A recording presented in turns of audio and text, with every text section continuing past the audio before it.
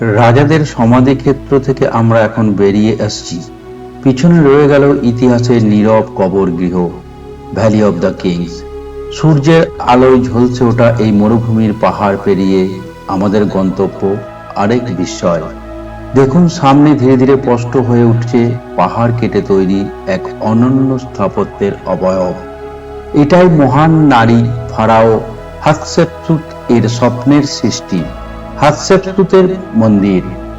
রাজাদের উপত্যকা যেখানে মৃত্যু ও সমাধির প্রতীক, সেখান থেকে মাত্র কয়েক মিনিটের দূরত্বে দাঁড়িয়ে আছে এক নারীর শক্তি, রাজনীতি আর সাহসের স্মারক। চলুন আমরা এবার প্রবেশ করব সেই মন্দিরে যেখানে ইতিহাস আজও মাথা উঁচু করে দাঁড়িয়ে আছে। মিশরের মরুভূমির বুকে নীল নদীর পশ্চিম তীরে দাঁড়িয়ে আছে এক বিস্ময়, এক নারীর সাহস, শক্তি আর রাজকীয় গৌরবের প্রতীক, হাতশেপসুতের মন্দির। পুরুষ শাসিত সমাজে যিনি নিজেকে ঘোষণা করেছিলেন ফারাও হিসাবে, তিনি হলেন মহান রানী হাতশেপসুত। খ্রিস্টপূর্ব 1500 শতকে নির্মিত এই অনন্য স্থাপত্য দাঁড়িয়ে আছে মহামান্বিত ভ্যালি অব দ্য কিংসের ঠিক পাশেই, বা ঠিক পিছনেই আমরা বলতে পারি, যেখানে ইতিহাস আজও ফিসফিস করে। কে ছিলেন এই নারী ফারাও? কেন তার নামে ইতিহাস থেকে মুছে ফেলার চেষ্টা হয়েছিল? আর কি রহস্য লুকিয়ে আছে এই স্তম্ভ আর প্রাচীরের ভেতরে? চলুন আজ আমরা প্রবেশ করি প্রাচীন মিশরের সেই বিস্ময়কর জগতে, হাতশেপসুত টেম্পলে। যতই আমরা সামনে এগিয়ে যাচ্ছি, ততই মনে হচ্ছে আমরা সময়ের দেওয়াল ভেদ করে এগিয়ে যাচ্ছি। দূরে সেই পাথরের পাহাড় হঠাৎ করে রূপ নিচ্ছে এক মহাকাব্যিক স্থাপত্যে। দেখুন, ধাপে ধাপে উঠে যাওয়া বিশাল টেরেস, অসংখ্য স্তম্ভ আর পাহাড়ের বুক চিরে দাঁড়িয়ে থাকা এক অবিনশ্বর স্বপ্ন। এটাই হাতশেপসুত মন্দির। মরুভূমি নীরবতার মাঝখানে এ যেন শক্তির ঘোষণা, এ যেন ইতিহাসের গর্জন। এই মন্দির শুধু পাথরের স্তূপ নয়, এটি এক নারীর চ্যালেঞ্জ, এক ফারাওয়ের সাহস, মহান হাতশেপসুত এর অমর উত্তরাধিকার। 3000 বছরের ঝড়, বালুঝড়, সময়ের আঘাত কিছুই একে নত করতে পারেনি। আমরা দাঁড়িয়ে আছি ইতিহাসের সামনে, আর ইতিহাস আমাদের দিকে তাকিয়ে আছে।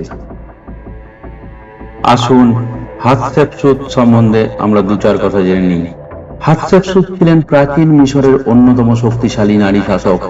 তিনি অষ্টাদশ রাজবংশের ফারাও ছিলেন। তিনি প্রায় খ্রিস্টপূর্ব 1479 থেকে 1458 পর্যন্ত রাজত্ব করেছিলেন। প্রথমে তিনি তার সৎ পুত্র তুতমোস তৃতীয়ের অভিভাবক হিসেবে ক্ষমতায় আসেন, কিন্তু পরে নিজেকে পূর্ণ ফারাও ঘোষণা করেন। তিনি যুদ্ধের চেয়ে বাণিজ্য ও স্থাপত্যে বেশি গুরুত্ব দিয়েছিলেন। তার আমলে মিশর অর্থনৈতিকভাবে খুব সমৃদ্ধ হয়। বিখ্যাত পুন্ট অভিযান ছিল তার বড় সাফল্য, যেখানে আফ্রিকার পুন্ট দেশ থেকে সোনা, সুগন্ধি কাঠ ও বিরল গাছ আনা হয়। তিনি নিজের জন্য নির্মাণ করেন মহামান্বিত হাতশেপসুত মন্দির। মজার বিষয় হলো, তিনি নিজেকে রাজা হিসাবে উপস্থাপন করতেন। অনেক ভাস্কর্য তাকে দাড়িওয়ালা পুরুষ ফারাও রূপে দেখানো হয়েছে, কারণ তখন মিশরের ধারণা ছিল ফারাও মানেই পুরুষ।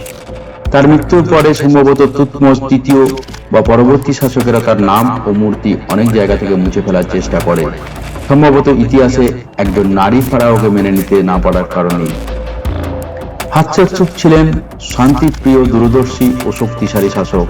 তিনি প্রমাণ করেছিলেন ক্ষমতা লিঙ্গের ওপর নির্ভর করে না, যোগ্যতার ওপর নির্ভর করে। মন্দিরের ভেতরে প্রবেশ করতেই চোখে পড়ে বিশাল পাথরের স্তম্ভগুলো। মনে হয় যেন তারা 1000 বছর ধরে ইতিহাসের ভার বহন করে দাঁড়িয়ে আছে। এই সুবিশাল স্তম্ভ শ্রেণী ঘিরে রেখেছে হাতশেপসুত মন্দির এর অভ্যন্তরীণ প্রাঙ্গণ। প্রতিটি স্তম্ভ নিখুঁত অনুপাত, জ্যামিতিক সৌন্দর্যে করা, সোজা, দৃঢ় ও আকাশ ছোঁয়া। এগুলো শুধু স্থাপত্যের অংশ নয়, এগুলো শক্তির প্রতীক।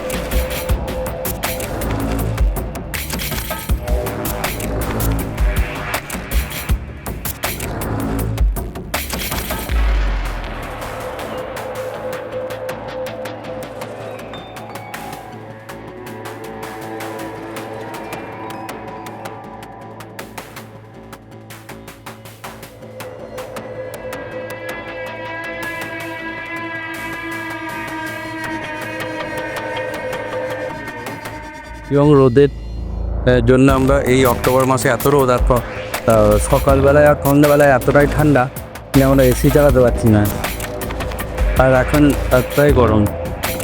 আচ্ছা, আপনারা চিন্তা করতে পারছেন এই মন্দিরের ভেতরে মমি তৈরি হচ্ছে, যাদের রাজাদের মমিগুলো ওইখানে তৈরি হচ্ছে, ওখানে কি হতে পারেন mummification. I don't know, the good like all cheekbones. See it. Hey.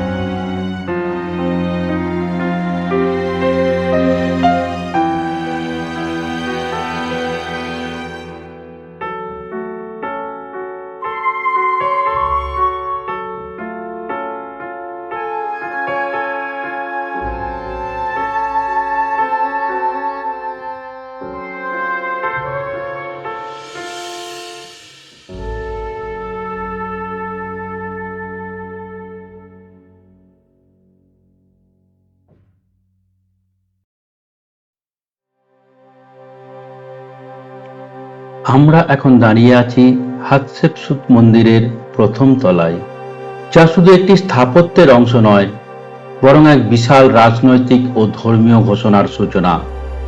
এই প্রশস্ত প্রাঙ্গণ আর সারিবদ্ধ স্তম্ভগুলো স্বাগত জানাতো প্রাচীন মিশরের পুরোহিত, অভিজাত ও অতিথিদের। প্রথম তলাটি ছিল বিশাল উন্মুক্ত চত্বর, যেখান থেকে শুরু হয় মন্দিরের ধাপে ধাপে উত্থান, যেন প্রতিটি স্তর আমাদের আরো কাছাকাছি নিয়ে যায় দেবত্বের দিকে। এখানকার দেওয়াল চিত্রে দেখা যায় রাজকীয় আচার, দেবতা আমুনের উপাসনা আর মহান নারী ফারাও হাতশেপসুতের ঐশ্বরিক জন্মের কাহিনী। একসময় এই স্তম্ভ আর দেওয়াল ছিল উজ্জ্বল রঙে সজ্জিত, লাল নীল সোনালী আভায় ঝলমল করত পুরো চত্বর। আজ রং ম্লান, কিন্তু গৌরব অমলিন। প্রথম তলায় দাঁড়ালেই বোঝা যায় এই মন্দির কেবল উপাসনার স্থান নয়, এটি ছিল নারী শক্তি ও বৈদ্য শাসনের প্রতীক। এই ভিডিওটি এখানেই শেষ করব। আবার দেখা হবে কোনার্ক ও লাক্সার টেম্পলে।